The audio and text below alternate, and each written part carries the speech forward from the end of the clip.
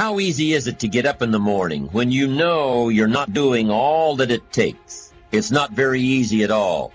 You can just lay there awake thinking, oh, what's a few more minutes in bed? It won't matter much anyway. Wrong. It does matter. It will matter. Now, how easy is it to get up in the morning when you're pouring it on, doing the best you can, anxious to get going, make progress toward your dreams? It's a whole different story. When you're resting to renew your reserves, it's much different than resting to avoid your day. When you're psyched up and excited for your life, when you're excited for what you've planned to accomplish for the day, it's amazing. You'll wake up before the alarm clock even tries to startle you awake. Your successes fuel your ambition. Your successes give you extra energy.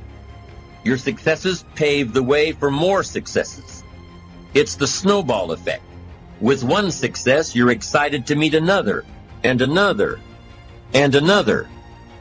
And pretty soon, the disciplines that were so difficult in the beginning, the disciplines that got you going, are now part of your philosophy. How do you know when you're successful? Do you have to be a millionaire? No.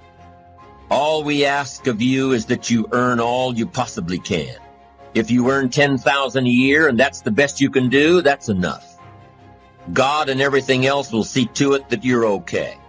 The key is to just do the best you can. If it's $10,000 a year, wonderful. If it's $100,000 a year, wonderful. If it's $1 million a year, wonderful. It doesn't matter $10,000 a year or $1 million a year. It doesn't matter as long as you've done the best you possibly can. Earn the most you possibly can. Be the most you possibly can. And here's why. The essence of life is growth. The essence of life is growth, to do the best you can. And here's what's interesting. Humans are the only life form that will do less than they possibly can. Humans are the only life form that will settle for less. Every other life form except human beings strive to its maximum capacity. How tall will a tree grow? Approximately. As tall as it possibly can. You never heard of a tree growing half as high as it could. No, trees don't grow half. Trees send their roots down as deep as possible, stretch their limbs up as high as possible, produce every leaf possible and every fruit possible. As a matter of fact, you never heard of a human physically growing half. We keep growing until we're done.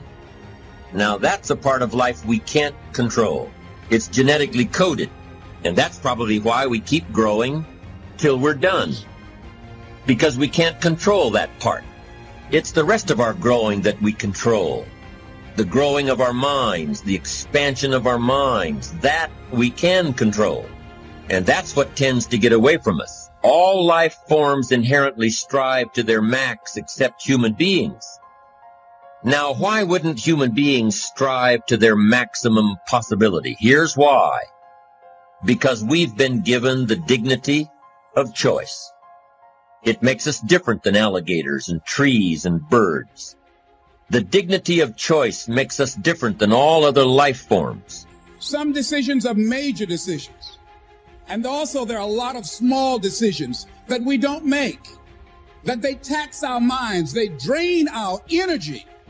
They create a lot of anxiety and nervousness and mental torment because we don't take care of it.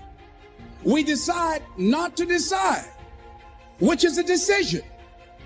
Deciding to decide, to act, is a major, major challenge for all of us at different points in different areas of our lives. And there are things that happen to us along the way, experiences that we have, that prevent us from working through the mental block of acting. People predict that the friend they have now is the friend they'll have in 10 years. The vacation they most enjoy now is the one they'll enjoy in 10 years. And yet, people who are 10 years older all say, that's really change. Does any of this matter? Is this just a form of misprediction that doesn't have consequences? No, it matters quite a bit, and I'll give you an example of why. It bedevils our decision-making in important ways. Bring to mind right now for yourself your favorite musician today and your favorite musician 10 years ago. I put mine up on the screen to help you along. Now, we asked people to predict for us, to tell us how much money they would pay right now to see their current favorite musician perform in concert 10 years from now. And on average, people said they would pay $129 for that ticket. And yet, when we asked them how much they would pay to see the person who was their favorite 10 years ago perform today, they say only $80. Now, in a perfectly rational world, these should be the same number, but we overpay for the opportunity to indulge our current preferences because we overestimate their stability. Why does this happen? We're not entirely sure, but it probably has to do with the ease of remembering versus the difficulty of imagining. Most of us can remember who we were 10 years ago, but we find it hard to imagine who we're going to be. And then we mistakenly think that because it's hard to imagine, it's not likely to happen. Sorry, when people say, I can't imagine that, they're usually talking about their own lack of imagination and not about the unlikelihood of the event that they're describing. The bottom line is, time is a powerful force. It transforms our preferences, it reshapes our values, it alters our personalities. We seem to appreciate this fact, but only in retrospect. Only when we look backwards do we realize how much change happens in a decade. It's as if, for most of us, the present is a magic time. It's a watershed on the timeline. It's the moment at which we finally become ourselves. Human beings are works in progress that mistakenly think they're finished. The person you are right now is as transient, as fleeting, and as temporary as all the people you've ever been. The one constant in our life is change. Of doing those things that we know we ought to do. And so what I want you to think about is, what is there that you know you need to do, that you want to do this, but for some reason or another, you've been holding back. For some reason or another, you just have not been able to gather your nerves or be able to work through the procrastinating or putting it off or justifying or blaming. Some reason or another, you just haven't done it. And you know you ought to do this. You really want to do this, but you don't know why you haven't done it. We know that this is not easy, because in order to begin to reinvent your life, you've got to make a conscious, deliberate, determined effort. That you really have got to put all of yourself into it. It's very challenging to act, to do those things. There are times when you're looking at it and you say, I know I need to do this, but I don't feel like it. See, life also are things that can inspire us to act.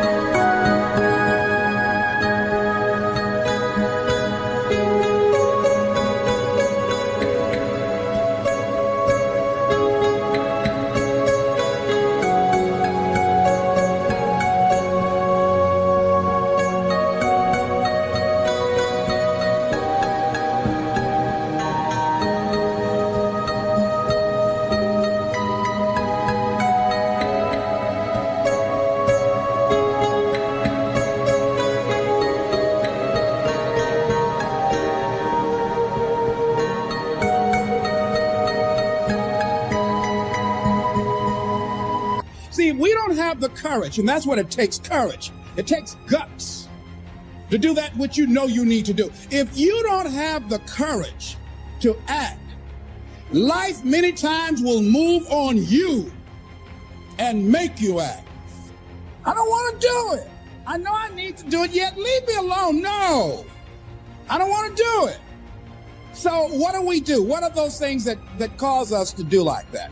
I think that among the things that prevent us from acting is the fear of failure. And if you've already failed, you don't want to fail again. The pain of that, the disappointment, the fear of loss is another thing. Because many times when we do those things that we know we need to do, we feel that we might lose somebody. that we love very much and care about. We don't want to hurt anybody. Many of us don't act because we want other people's approval. We want everybody to like us and to accept us. And that's not possible. Many of us don't do the things that we want to do and don't act because of lack of self-confidence. We don't believe enough in ourselves. Strongly that we are who we choose to be.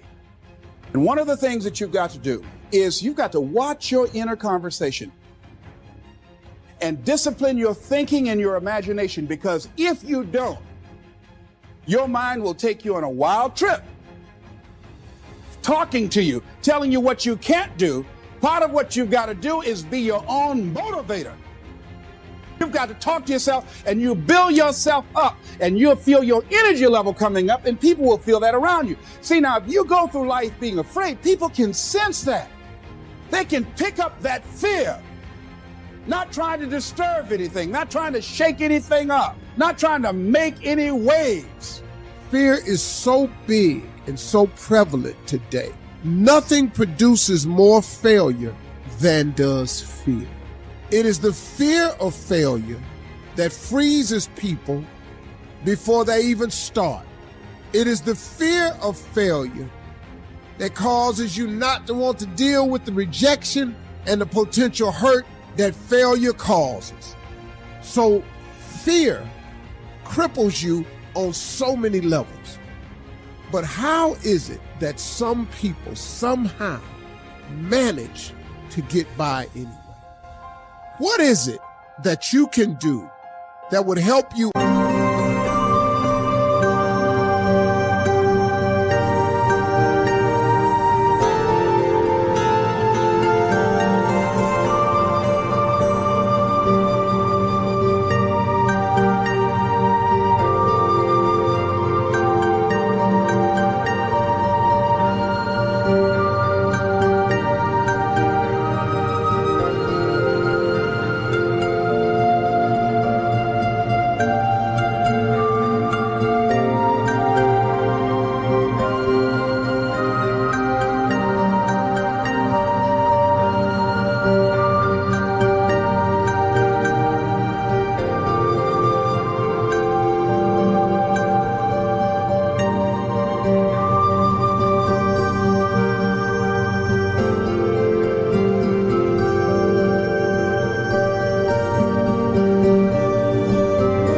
Overcome whatever fear you're facing? Well, here's what I was taught, and this has helped me in my life, my career, my family, my jobs, my ambition, everything. You overcome fear with your dreams. I want y'all to listen to me closely. You overcome fear with your dreams. Steve, how my dreams gonna make me overcome my fear? Because I want you to listen to me. Because the dream is everything. The Bible says a man without a dream or a vision shall perish. The dream is everything. See, if you have no dreams and visions, you will perish. You will die in fear. You will die sitting somewhere in fear without dreams and visions. Dreams are the counterpoint to all fear. I want you to dream so big. I want you to want something so incredible. I want you to dream of having something that's so spectacular that if it doesn't happen, you would be miserable. Man, if I don't make this dream come true, I'm going to be miserable. I want you to dream so big that not reaching your dreams is unacceptable. It's the magic of risking everything for a dream that nobody sees but you. Beyond this place of wrath and tears looms but the shadow of the shade. Yet the menace of the years finds and shall find me, unafraid. Matters not how straight the gate, how punishment charged the scroll. I am the master of my fate. I am the captain. I have to remind myself that some birds aren't meant to be caged. Their feathers are just too bright. And when they fly away, the part of you that knows it was a sin to lock them up does rejoice. Let me tell you about a voice. The one that whispers. It tells me what's right and what's not, when to leave and where to go. It's not Shakespeare. It does not speak in memorable lines. My inner voice always gives it to me straight. Tells me who my real friends are, when to say yes, when to say no. Whether the person sitting next to me is the one I'll be spending the rest of my life with,